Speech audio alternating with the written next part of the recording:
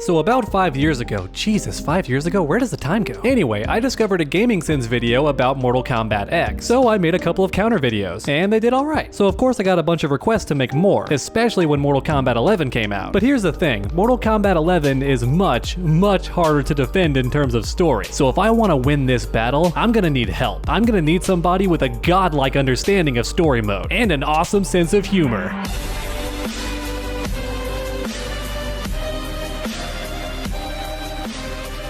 Alright everyone, without any further ado, let's defend Mortal Kombat 11 after a quick word from today's sponsor. Today's video is sponsored by Raid Shadow Legends, the free-to-play fantasy RPG that's taken the mobile gaming market by storm. Charge into battle with hundreds of champions from 13 separate factions, including my personal favorite, the Dark Elves. No, not those Dark Elves, these Dark Elves. As you can see, the best looking champions by far. I mean, just look at my girl Queen Ava. This deadly femme fatale of darkness can attack every enemy at once. And get this, if even one of those enemies dies, then she gets to use the exact same attack all over again. I mean, just look at how quickly she defeats the final level of the game. Rinse and repeat until the job is done. Ooh, what's that? You're the final boss? Boom, dead in 2 moves. Let's go, my girl Queen Ava. For me personally, collecting champions like her is the best part about this game. It's kind of like Pokemon, only instead of collecting adorable animals, you're collecting... Yeah, you get the idea. Collecting champions is awesome, and making the best team for each game mode is a ton of fun. And keep in mind, the game just gives you great champions every single month. That's how I got my girl Syl of the Drakes. Do not tell Queen Ava about her, I'm begging you. Recently, Raid added its biggest update, the Doom Tower. Over 120 floors full of secret challenge rooms and 12 deadly bosses to take on. And for me personally, I've been having a blast so far. It's very challenging. But you don't have to take my word for it. Check out the comments on Reddit, the App Store reviews, YouTube videos, pretty much everybody is loving the Doom Tower. But it gets even better. There's also a ton of new champions coming soon, along with a bunch of new events in February, including a special Valentine's Day event. So there's never been a better time to play. So what are you waiting for? Click the link down below and get your first magic champion, 50,000 silver, 5 gems, 5 mystery shards, 1 day XP boost, 1 energy refill, and 1 clan boss key as soon as you start playing, along with this awesome free champion, the Executioner. All this treasure is waiting for you here, but hurry because this offer only lasts for the next 30 days. I am begging you not to miss out on this game. I play it all the time, so make sure to click that link down below and start playing today. Okay, so here's the thing. I only found like 2 videos about everything wrong with Mortal Kombat 11. It seems that my main arch rival GCN didn't make a video on MK11. I noticed that, yeah, because when you said gonna make a Gaming Sins video, I was like, okay, I can get a little acquainted, and I looked it up. I'm like, they only have MK9 and MKX. Yeah, do you think he's scared of me? You think he's scared of making an MK11?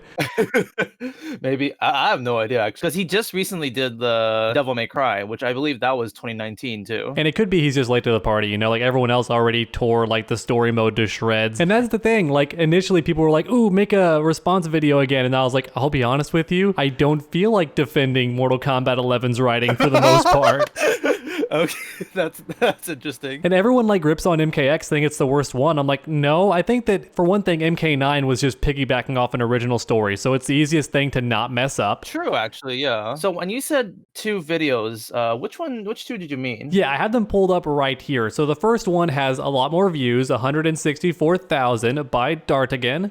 I think we'll start off with that one. It's also only 30 minutes. I think that's a good place to start. It took NetherRealm 8 Mortal Kombat games before things got so confusing as to be impossible for newcomers. To be fair, I don't think they rebooted it because it got confusing. I think it's because everyone died. Armageddon. That's why they had to reboot it. I feel like it's kind of justified, at least in MK9, because like the series has gone on for like a while back in the day. So like MK9 at least plot-wise, I'm kind of okay with it being rebooted. It took them only 3 games this time around before writing themselves a time goddess excuse to start over. But I think this time it has less to do with the story being difficult to follow, and more to do with Ed Boon figuring no one actually gives a shit. No matter how many times you reboot this series, you're not going to create something more than a worse version of Big Trouble in Little China.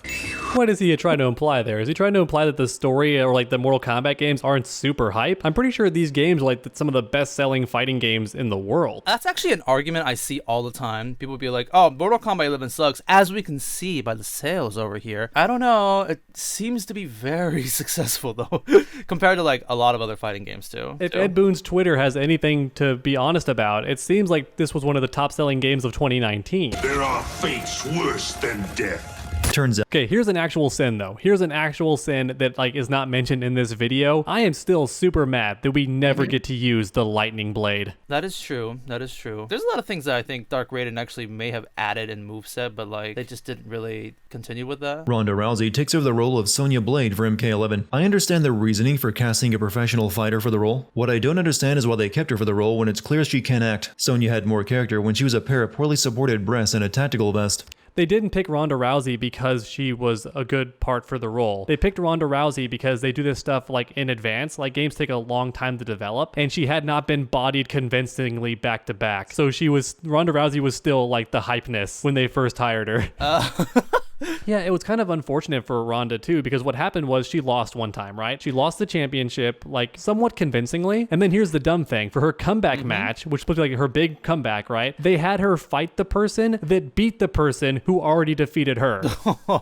That is unfortunate. But he does bring up how they repair the keep, but then they're never inside of it again. Aha! Now I get to be the person who can send this, at least because I just thought of something. The keep does not need to be shown because the only reason the keep needs to come back is only for Shinnok's powers. That is the only point that they have. So as long as Shinnok's head is attached to something like in the keep, it's fine. Yeah, at least that's how I interpret it. And they do go back in Aftermath, so there is that. Kronika wants to rewind time to undo Raiden's decapitating of Shinnok, but to do it she needs people to guard her while she powers up her hourglass, but she also pulls fighters from the past to guard her, which is what alerts everyone that she's messing around with time to begin with. Had she just done all this in secret, I think she would have won no problem. After all, Raiden believed he had eliminated any threat to Earthrealm. There's also a name for this too, and I'm so glad that I discovered like the name for it. It's called the Rule of Cool. What? The rule of cool. So if it doesn't make sense, it's excused as long as it adds a bunch of entertainment value, because that's your goal when like writing a story, is to be entertaining. And if every character acted 100% logically, you may not ever get anything entertaining to happen. I can't figure out why Kronika also brought back people who would fight against her. She erases the current Raiden from the timeline and recruits Revenant Liu Kang and Katana, but then pulls Raiden from the past along with the past Liu Kang and Katana among others. Okay, here we go. A rare chance to actually counter what he said, because he's actually incorrect here. Yeah. He mentions how she takes away evil Raiden, but then brings good Raiden. That's not what happens. Raiden is constant. He's always going to be there. Yeah. He's like a Hellspawn in the Spawn comics. You can't actually affect him with time travel. When she freezes time, she can't even freeze Raiden. So as a result, when you take past Raiden, of course, future Raiden can't take over past Raiden, because if past Raiden goes away, future Raiden doesn't exist. So when there's two Raidens in the same timeline, future one has to go away, and the past one has to stay, because we can't get rid of the future one. That causes a paradox. So like the order of time itself is what made it to where they can't both exist in the same spot. And by the way, this foreshadowing of how there can only be one Raiden, that actually explains later on why when Raiden fuses with a different Liu Kang, it brings the Liu Kang that she has imprisoned over to him as well. Because at that point in time, Liu Kang is now Raiden, so he's constant, so he can't be in two places at once. So they all converge. Where exactly did all Good these point. Shao Kahn loyal soldiers come from? The only people pulled through time were the main cast themselves. I'd say he's wrong there. He says the only thing pulled we through just were the main mentioned that. cast. I don't think he's right about that. I think that when she merged the realms, she brought an equal amount of like, you know, Shao Kahn's soldiers from his time period and Kotal Khan's time period. That's also why the environment is also half like Kotal Khan's Coliseum and also half Shao Kahn's. Like they're merged together. I think it was like, again, Kronika can't control who she brings through. I think she also brought through some of Shao Kahn's soldiers. I still recall that flashback in Mortal Kombat 10 where D'Vorah was in charge of the Shaolin prisoners Liu Kang and Kung Lao had to rescue. Yeah, so to explain that part that he's talking about with D'Vorah, in the comics, it establishes that D'Vorah will literally lick the boots of whoever is like the strongest person in that area. That's kind of just what she does. And I think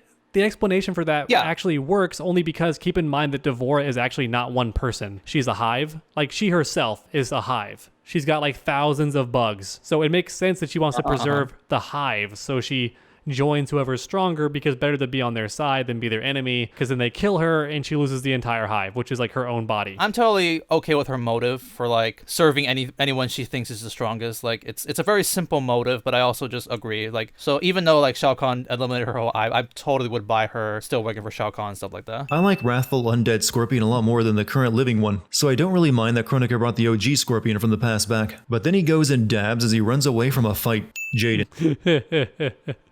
I love the dab. He actually is wrong here. We can actually just prove him wrong again. To be fair, everyone, we're going to cut out a lot of stuff, but he's been right more often than he's been wrong. But here's one part where he was wrong. Scorpion did not leave the fight. Scorpion left because poisonous gas was entering the room. Yeah, he does return immediately afterwards, too. He was not running from a fight, okay? He likes Sailor Moon, okay? He ain't never running from a real fight. The Time Merger has resurrected his old enemy. This is the most annoying thing that happens in all of Mortal Kombat 11's story mode to me for 2 reasons. Reason number 1, the writer literally rehashes what happens in the comics, like verbatim. That would imply, like, he's gone on record and said that the comics aren't canon unless they say so, pretty much. Like, unless they mention a certain part of the comics as canon, it's not canon, apparently. Horrible. Yeah, on Twitter they said that and got everyone pretty upset because the whole point of the comics was that they're a prequel, or like they tell the story of like MKX leading up to it, so it explains a lot of stuff. But then they're like, oh, it's not necessarily canon unless we say so. But in the comics, what happens in the story mode of MK11, where they fight the Cyber Lin Kuei and all that, it verbatim already happened in MKX. Like almost exactly the same. The only difference is Scorpion's not there. But like Sub-Zero himself, like as a one-man army, takes on the Cyber Lin Kuei, but he can't even beat all of them, so he's like kind of running past them. He's like taking out some, but mostly avoiding them, right? Because it's a whole army. And his whole goal is, okay, right away, I'm gonna get to Cyrax and I'm gonna free Cyrax, and he's gonna help me fight Sector. Boom, he achieves that. Then he's like, cool, now I'm gonna kill Sector. Boom, he kills Sector. And then Cyrax is like, oh man, like, this is great that you freed me, but I don't want to live my life as a cyborg. So as my final act as a Lin Kuei member, I'm going to destroy the Cyber Lin Kuei because they're a perversion of what our clan is supposed to be. So you can see how similar it is to what happens in the game. I can't believe this whole chapter was already in the comics then. Wow. Cyrax has fingerprints that can actually be scanned. Oh, that's a big one. Cyrax has fingerprints. That makes no sense. That's actually a good sin. What? He used fingerprints on the scanner, I guess. He was a cyborg as well. Oh, yeah. Once he is repaired, No, they're not scanning fingerprints. They're scanning their type of metal or something. Jax is the only person in the world who ever suffers mentally from all the crap. This whole thing was such a swerve to have poor Jax like be suffering from PTSD and stuff and all that horribleness, because we don't see even a hint of that in MKX, like not even a little bit. Yeah, he's, excuse me for saying this, a complete badass in MKX. The way he acts, the way he is, even though he's not too important in the whole story, it's just like, man, MKX Jax is like this complete stone hard looking badass, and all of a sudden PTSD. Right. I mean, to be fair, his wife just died, though. To be fair. Sure. And we should have seen that, honestly. Maybe we could have got like a cutscene of that or something. DLC expansion, Jax's house. Like, you just fight inside of his house. That'd be kind of cool. That'd be kind of funny, though. You can throw the little love seat that he's sitting on, like, and just chuck it at someone. You can grab the TV and chuck it, like any number of things. Yeah. I saw some pizza on the table. You can toss some of those. Because it's a very well done, like, fully realized, like, house. It's done pretty well. And it's just for this scene. Yeah? Yep, Kronika has the power to lie. That's all that pretty much established, is that she is not above lying. By the way, again, another brand new room that's only seen in this cutscene. So also really cool that they did that. Nice. It's also kind of weird how there's a hive of Kai 10 because, again, I know the comics aren't canon now anymore, apparently. But not even the comics. It's established in MKX that the Kai 10 don't live together. Like, they prefer solitude. They don't like even being around each other. So that's why Devore is the only one you ever see, because they don't like being around each other. Definitely this is the same Shao Kahn that was such a major threat that only with the power of the Elder Gods could raid and stop him back in Mortal Kombat 9. Katana doesn't even kill him despite the threat he represents. So okay, we can actually prove him wrong here. So he claims that MK9 Shao Kahn was so strong that the Elder Gods had to intervene. And that is true, but that's only because he also has all the souls from like the Soul NATO, because that was like powering him and also like helping merge the realms and stuff. And also I think it's implied that when he merges realms, he gets stronger too. So that's why Shao Kahn is so OD at the end of MK9. Okay, that I wasn't too sure about. I didn't really pay attention to that. My buddy told me that. So if he's wrong, that's on him. But that's like what the Soul NATO is like doing. So he's actually pretty buffed in that scene, which is why he's so strong. But here is like MK2 Shao Kahn. So still really strong, but he's not Elder God challenging level of strength. Not even It only close. blinds him. She did. Okay, that makes sense. Of course she did. Kicks to the past Kano now affect the present Kano. This is something that never affects the other time-paired fighters. Otherwise, how did Revenant Liu Kang and Kung Lao manage to fight their past selves? You could argue, though, that because like revenants are like undead corpses, they're not affected by the past version getting hurt because it's not the same body. It's like a sorcerer-made body. Mm-hmm. Because we see how they're made in MKX. They're like summoned from a portal of goop, so it's not technically your body. Yeah. So it's not like the same as the old body. Yeah, and don't get me wrong, that makes no sense because in MK9 we see them like even wearing the same gear they died in. Yeah. So it's clearly their body, but then in MKX they're like, no, actually. And I don't think there's any more plot holes really. I think a lot of it kind of adds up just fine at this point. I think it works. Yeah, I'm not gonna lie. I actually think we agreed with this guy a little more than we disagreed. Believe it or not, this video raw is like 3 hours, but I'm gonna trim it down to be a lot less than that. But I'll probably leave the full Indeed. version up on Twitch in some way, shape, or form, or I'll save it somehow. So it'll exist in some form, maybe on Patreon or something. But here's the shortened version, and I hope you really did enjoy it. If so, leave a like, make sure to subscribe, and also check out SonicHaXD. Is that how I should say your name? Sonic. Yeah, that is how you say my name. Sonic. Perfect. Yeah, check out his channel too. He'll have a video out just like mine pretty soon, also including yours truly, and it'll be a joy to watch. Also, guys, remember, gotta go check out Underdog's merch. Combat Queen and First Impact, sweet designs. You gotta go check those out. Oh, well, thank you. All right, everyone. Catch you next time. Have an awesome weekend. Stay underdog.